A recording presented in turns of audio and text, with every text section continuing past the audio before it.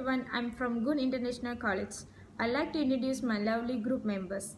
I'm Sneha Vijayaguru, Mangakarasi daughter of Ramu, Yuktisha daughter of Anbalagan, Vigneshwaran son of Saravanan, and Darvindraj son of Ramanathan. We have selected Gunasegaran Rajasundram case.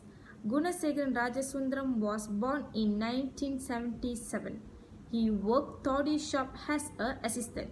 He suspect drug possession, so our Royal Malaysian Police was arrest him and his friends too. I have a question to Mangekarisi. What do you understand from Gunasegaran Rajasundram case? What I understand from Gunasegaran Rajasundram case was in 16 July 2008, Gunasegaran was a Royal Malaysian Police detained who died in a police lockup while under arrest for suspicion of drug possession. He collapsed while his thumbprint was being taken between 6:45 pm and 7 pm on July 16, 2008 at the Sentul Police Headquarters and was pronounced dead at 7:40 pm at the Kuala Lumpur hospital at the same day. His family members were lately informed that Gunasegaran's death was due to drug abuse related case.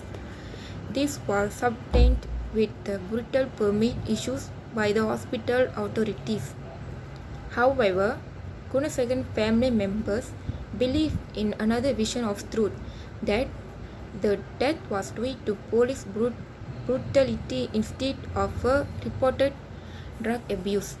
At the time of his arrest, Gunasegaran was physically assaulted, and that at the Sentur police station, Gunasegaran was subjected to further assault, causing Gunasegaran to lose consciousness, which he never regained until his death. Thank you. And Yuktisha, can you please tell me what is the good side you get from these Gunasegaran cases?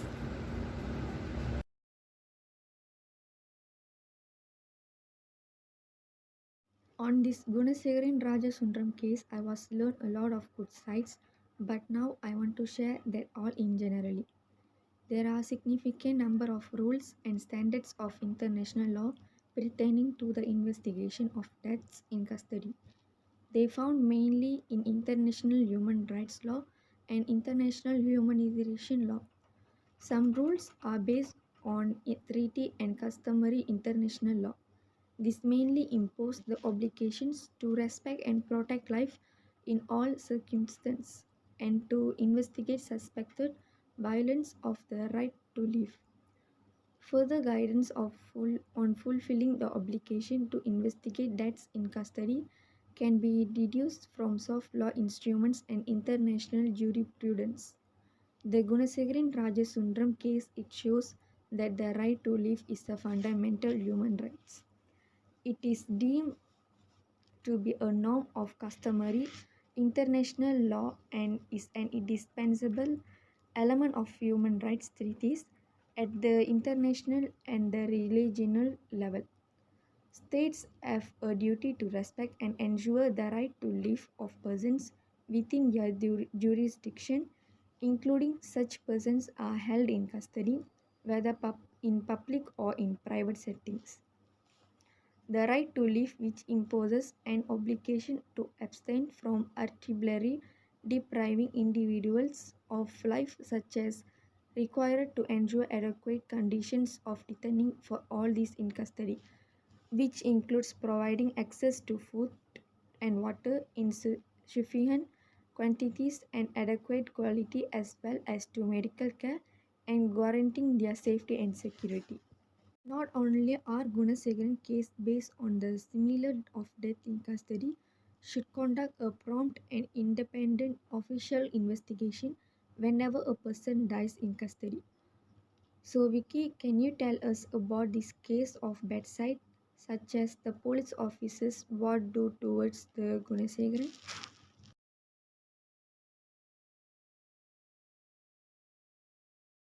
The first version is the decided and fainted when the police was processing his thumbprint. He was taken to the hospital and dead while on the way. The doctor who performed the post-mortem had concluded that his death was drug-related. The second version Siti Shakira added was one where the deceased was kicked and beaten by a police officer who arrested him caused his death.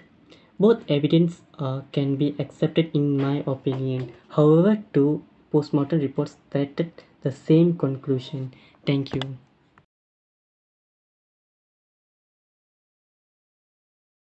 Now I will talk about the how to avoid the dead custodies. First point is police officer try to handle the criminals in soft way to didn't happen again the issue of dead custody. Second point is criminals also behave in good way to the police officer, and also they must should try to maintain a proper communication of relationship to the police officers who didn't happen that issue overall, and also provide a counseling always in group with other criminals, and lastly listen their views and problems. Thank you.